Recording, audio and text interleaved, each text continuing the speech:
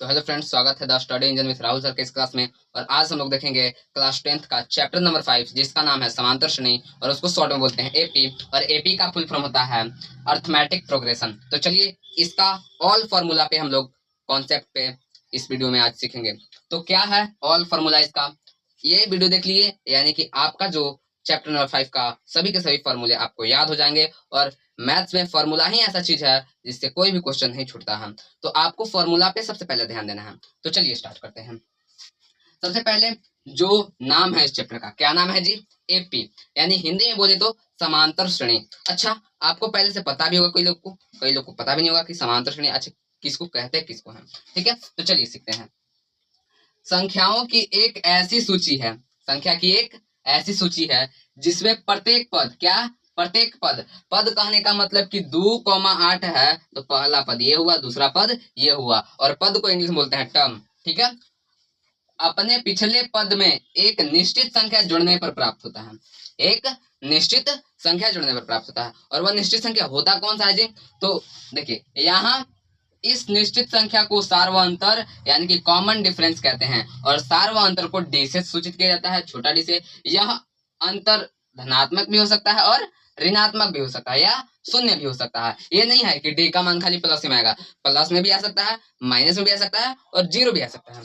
ठीक है, अब देखिए उदाहरण के लिए 2, 5, 8 है, 11, 14। अगर इसमें डी का मान निकाल रहे हैं तो डी बराबर A2 माइनस A1 फॉर्मूला होता है। अगर दूसरा पद में से पहला पद घटा दिए तो क्या हमारा डी का मान आ गया 3। अगर मानिए, छोड़िए ना, इसको आपकी छोड़ दिए, अब क्या किए, A3 माइनस A2 कर दिए, यानी कि तीसरा पद में से दूसरा पद घटा दिए तो इसका मान भी 3 आ रहा। अगर वो छोड़कर चौथा में से तीसरा को घटा दिए तो इसका भी 3 आ रहा है। यानी कि कॉमन डिफरेंस एपी, उसी को हम लोग बोलेंगे जिस सूची के संख्याओं की सूची में कॉमन डिफरेंस सेम हो, यानी कि समान हो। तो यहाँ पे 3 आ रहा है, यानी कि यह एपी में है। और सवाल भी है 5.1 में, सवाल भी है कि इनमें से कौन एपी में है। तो कैसे चेक करेंगे? डी का मान निकालेंगे।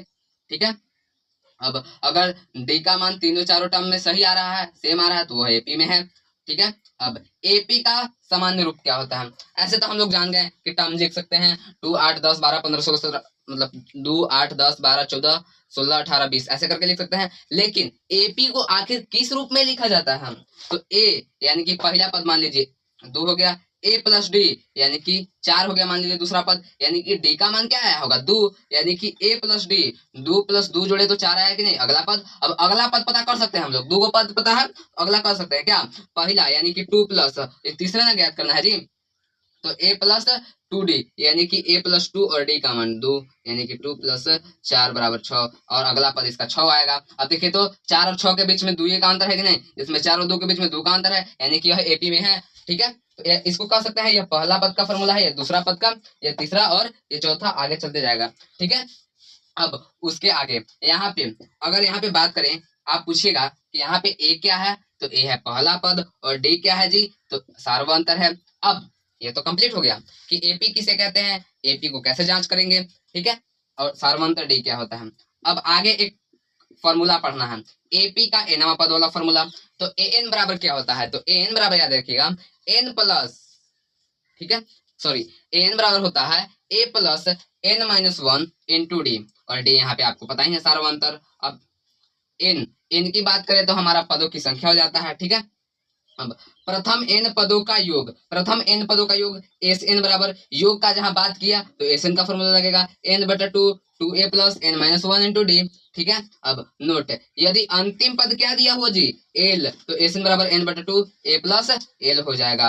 अब वहीं पे अगर एस एन बराबर एन बटा 2 ए प्लस एन है, यानी कि इसको कैसे लिख सकते हैं? देखिए तो एस एन का फॉर्मूला है पहले से, ऐसे है फॉर्मूला, ऐसे ना जी, plus N minus 1 into D, 2a है ना जी, 2a है। ठीक है, तो एस एन बराबर एन बटा 2, अगर हमको अंतिम पद पता है, एन का मान यानी कि क्या एनवा पद का मान पता है, तो हम लोग उतना बड़ा कहा आंसर लिखने जाएंगे फॉर्मूला, डायरेक्ट नहीं कर सकते हैं, एगो ए कॉमन हो जाएगा। अब A plus N minus 1 into D को क्या कर सकते हैं? एन नहीं कहते हैं, ये वाला फॉर्मूला एक शॉर्ट वाला बन गया। ठीक है, अब ये तो है, अब यहाँ पे पदों की संख्या और डी सार्वअंतर। अब 3 ही 4 क्वेश्चन फॉर्मूला एपी में है जो बहुत ही मोस्ट भी आई है, और आपको इस वीडियो में मैं कंप्लीट करा दिया।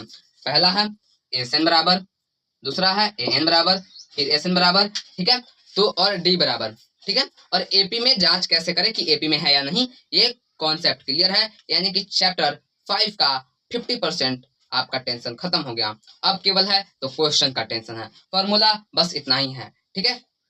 अब अगर इस चैनल पे नए हैं तो चैनल को सब्सक्राइब करें, वीडियो को लाइक करें, अपने दोस्तों के पास शेयर जरूर करें।